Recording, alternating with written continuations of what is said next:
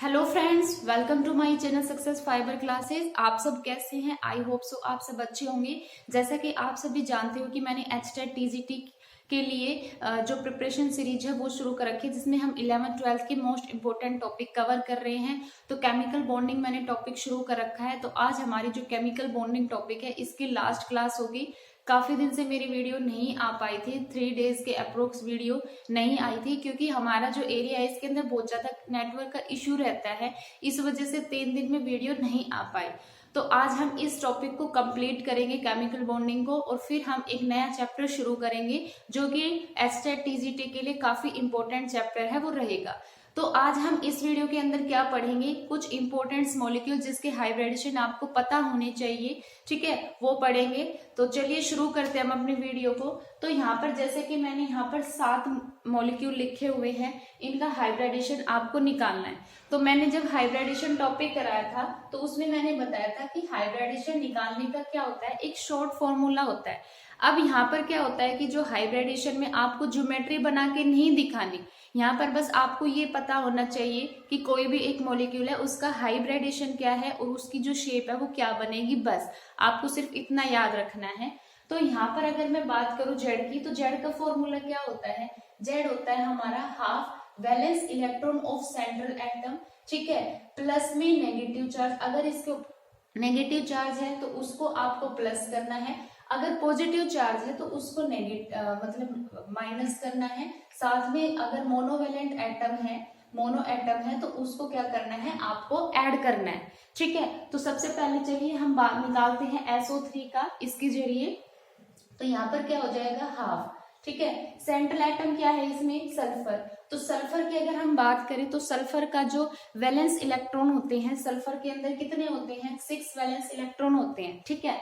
अब यहाँ पर जो ऑक्सीजन है, ऑक्सीजन हमारा मोनोवेलेंट नहीं है। मोनोवेलेंट में सिर्फ कौन आएंगे, हमारे हाइड्रोजन आएगा, फ्लोरीन आएगा, ठीक है। और इसके अलावा हमारे और भी 2-3 मॉलिक्यूल है वो आएंगे, जैसे क्लोरीन आएगा, ठीक है, ब्रोमीन आएगा। तो ये हमारे मोनोवेलेंट एटम है।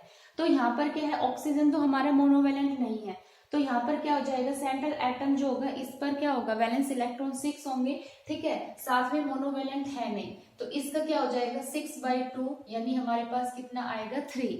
तो अगर मैं बात करूं जेड की, तो जेड जो हमारा होता है ये होता है lone pair plus bond pair, यानी लोन पेयर और बॉन्ड पेयर का जो कॉम्बिनेशन होता है ना, वो क्या होता है जेड। तो यहाँ से अगर हम देखें, अब देखो यहाँ पर जेड की वैल्यू कितनी आई है, 3। कितने ऑक्सीजन इससे कनेक्ट है, 3 ऑक्सीजन कनेक्ट है। दैट मीन्स यहाँ पर सिर्फ बॉन्ड पेयर है हमारे, कितने, 3। लोन पेयर क्या है, यहाँ पर 0 है, ठीक है।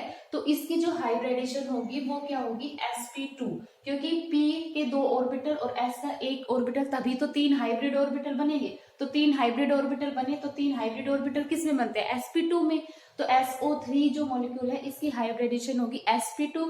और जैसा कि आप सभी को पता है sp2 जब हाइब्रिडेशन होता है तो उसकी जो ज्योमेट्री बनती है वो क्या बनती है, ट्रायंगुलर प्लेनर है वो बनती है, ठीक है। उसके बाद फिर हम बात करते हैं, नेक्स्ट हमारा है CH3-। जब हम CH3- की बात करेंगे तो सबसे पहले हम इसमें निकालते हैं जेड की वैल्यू। तो जेड का फॉर्मूला क्या होता है, half number of valence electron on central atom. अब सेंट्रल एटम हमारा क्या है, कार्बन। अब कार्बन का एटॉमिक नंबर 6 होता है, तो इसके वैलेंस इलेक्ट्रॉन कितने हो गए, 4। उसके बाद फिर मैंने क्या लिखा है, अगर नेगेटिव चार्ज है तो उसको ऐड करना है। तो इस पर नेगेटिव चार्ज है और कितना है, 1 है, तो हमें क्या करना है, इसको ऐड करना है, यानी हमने +1 कर दिया। अब फिर इसमें क्या है, हमारा मोनोवेलेंट एटम। तो मोनोवेलेंट एटम हाइड्रोजन तो मोनोवेलेंट है, तो इसका क्या हो जाएगा 3, ठीक है। तो कितना हो जाएगा, 4 और 3 7 और 1 8, 8/2, यानी ये हमारा आ जाएगा 4। अब 4 हाइब्रिड, यानी जेड की वैल्यू कितनी आई, 4। अब 4 हाइब्रिड ऑर्बिटल किस में बनते हैं, तो ये हमारे बनते हैं sp3 के अंदर, ठीक है। किस में बनते हैं, sp3 में। तो जेड हमारा क्या होता है, जेड हमारा होता है lone pair plus bond pair. अब बॉन्ड पेयर तो कितने बन रहे हैं, इसमें 3, ठीक है। इसका मतलब एक जो होगा इसमें क्या होगा, लोन पेयर, यानी CH3 नेगेटिव में हमारा जो एक होगा वो तो लोन पेयर होगा, और बॉन्ड पेयर कितने होंगे, 3, क्योंकि 3 और 1 मिलकर क्या बने, 4, ठीक है। तो इसकी जो ज्योमेट्री होगी वो टेट्राहेड्रल होगी, ठीक है। उसके बाद हम बात करेंगे HCO3F2 की। अगर हम यहाँ पे बात करें तो सबसे पहले हम क्या निकालेंगे, इसकी जेड की वैल्यू हम निकालेंगे। तो जेड हमारा क्या होता है, हाफ ठीक है। अब जिनोन है, जिनोन हमारा किस में आता है, ये हमारा आता है इनर्ट गैस में। तो इनर्ट गैस में आपको पता है वैलेंस इलेक्ट्रॉन कितने होते हैं, 8। तो जिनोन में हमारा क्या हो गया, 8। उसके बाद फिर मैंने बोला कि नेगेटिव चार्ज है तो उसको प्लस करना है, पॉजिटिव चार्ज है माइनस करना है, बट इस पे कोई चार्ज नहीं है, बस सीधा सीधा क्या है, मोनोवेलेंट एटम। तो मोनोवेलेंट एटम कितने हैं, 2।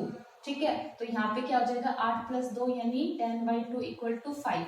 जब 5 मतलब जेड की वैल्यू कितनी आई है, 5, तो इसका जो हमारा हाइब्रिड ऑर्बिटल जो हाइब्रिडेशन बनेगा वो क्या बनेगा, sp3d, क्योंकि sp3d में कितने हाइब्रिड ऑर्बिटल है, 1, 4 और 5, तो इसका क्या बनेगा, sp3d। ठीक है, अब इसमें देखो 3 तो ऑक्सीजन ने बॉन्ड बना रखे हैं, 2 फ्लोरीन ने, यानी इसमें क्या है हमारा लोन पेयर तो क्या है, 0 है, और बॉन्ड पेयर क्या है हमारे 5। तो इसकी जो ज्योमेट्री होगी वही क्या रहेगी, शेप रहेगी। तो इसकी जो ज्योमेट्री है वो क्या रहेगी, ट्राइगोनल बाइपिरामिडल, यानी टीबीपी इसकी ज्योमेट्री है वो रहने वाली है। उसके बाद फिर हम बात करते हैं HCF2 की, तो इसमें हम जेड की वैल्यू निकालेंगे, तो यहाँ से क्या हो जाएगा हमारा हाफ। वही जिनोन सेंट्रल एटम है तो इसकी वैलेंस इलेक्ट्रॉन 8 होंगे। ठीक है, और इसमें मोनोवेलेंट एटम 2 फ्लोरीन है, तो इसका भी कितना आ जाएगा हमारा जेड की वैल्यू 5। अब इसमें क्या है, फ्लोरीन के तो 2 है, यानी बॉन्ड पेयर की अगर मैं बात करूं तो बॉन्ड पेयर तो 2 है, हमें पता है जेड हमारा क्या होता है, lone pair plus bond pair. तो यहाँ पे बॉन्ड पेयर 3 हो गए, जेड की वैल्यू 5 है, तो लोन पेयर हमारे कितने निकल के आए, यानी लोन पेयर क्या होंगे इसमें 3। तो अगर मैं इसकी ज्योमेट्री की बात करती हूँ तो 5 है तो मतलब क्या बनेगा इसमें sp3d, यानी टीबीपी रहने वाली है ज्योमेट्री। और इसका जो मतलब हाइब्रिडेशन बनेगा, ये जो स्ट्रक्चर बनेगा वो बनेगा ये, और फ्लोरीन हमारा एक ऊपर होगा एक नीचे होगा। तो ज्योमेट्री तो इसकी क्या हो जाएगी, टीबीपी, लेकिन शेप की अगर हम बात करेंगे तो इसकी जो शेप बनेगी वो बनेगी लीनियर। ठीक है, तो आई होप आपको अच्छे से समझ में आ गया होगा कि कैसे हम लोन पेयर निकालते हैं। उसके बाद फिर हम बात करते हैं NO2- की। तो NO2- में अगर हम निकालें तो इसका फॉर्मूला होता है हाफ। वैलेंस इलेक्ट्रॉन नाइट्रोजन पर देख रहे हैं तो कितने हैं, 5 इस पर होते हैं। फिर अगर नेगेटिव चार्ज है तो उसको क्या करना है, ऐड करना है, तो +1। अब यहाँ पे हमारा मोनोवेलेंट एटम नहीं है, ऑक्सीजन तो बाईवेलेंट है, तो ये कितना आ जाएगा हमारा 6/2 यानी 3, यानी जेड की वैल्यू कितनी आ गई, 3 आ गई। अब ऑक्सीजन ने 2 बॉन्ड बना रखे हैं, ठीक है, जेड की वैल्यू 3 है। ठीक, तो जेड की वैल्यू 3 है तो इट मीन्स हमारा क्या हो जाएगा, sp2 हाइब्रिडेशन इसका होगा। उसके बाद फिर हम बात करते हैं NO2+ की। तो इसमें जब हम जेड की वैल्यू निकालते हैं तो ये हो जाएगा हाफ। वैलेंस इलेक्ट्रॉन कितने हमारे इसमें, 5। ठीक है, पॉजिटिव चार्ज है तो उसको मतलब नेगेटिव है तो 1 इसमें सब्ट्रैक्ट करना है, तो इसका क्या हो जाएगा 4/2 यानी 2। अब 2 हाइब्रिड ऑर्बिटल किसके अंदर बनते हैं, sp में, तो इसकी जो हाइब्रिडेशन होगी वो क्या होगी, sp हाइब्रिडेशन इसकी रहेगी। और sp में आपको पता है ज्योमेट्री कौन सी बनती है, sp में जो ज्योमेट्री है वो लीनियर ज्योमेट्री हमारी बनती है। उसके बाद है NO3-, यहाँ पर हम जेड की वैल्यू निकालते हैं तो ये क्या हो जाएगा हाफ। अब बैलेंस इलेक्ट्रॉन और सेंट्रल एटम क्या है, नाइट्रोजन, तो कितने होंगे, 5।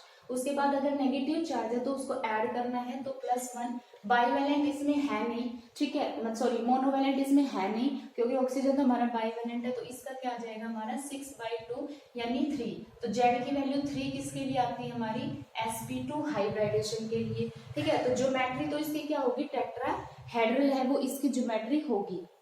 तो ये तो हमारे हाइब्रिडेशन निकालने का तरीका। आपको बस ये फॉर्मूला याद रखना है, क्योंकि एग्जाम में आपको सिर्फ हाइब्रिडेशन पूछा जाएगा या फिर आपसे पूछ लेगा कि इसमें कितने लोन पेयर है कितने बॉन्ड पेयर है, वो मैंने आपको अच्छे से बता दिया। ठीक है, आई होप आपको ये वीडियो अच्छी लगी हो। आज हमारा जो ये केमिकल बॉन्डिंग टॉपिक है खत्म होता है, इसके बाद हम नेक्स्ट इंपॉर्टेंट टॉपिक है वो शुरू करेंगे। तो आप मेरी क्लास में रेगुलर है वो बने रहिएगा, और अपने हैंड नोट मतलब रिटर्न नोट्स है वो भी तैयार रखिएगा, ताकि आप जब एग्जाम पास में आए तो उनको एक बार गो थ्रू करें। अगर वीडियो अच्छी लगी हो तो चैनल को ज़्यादा से ज़्यादा लाइक कीजिए, शेयर कीजिए, सब्सक्राइब कीजिए। Thank you very much.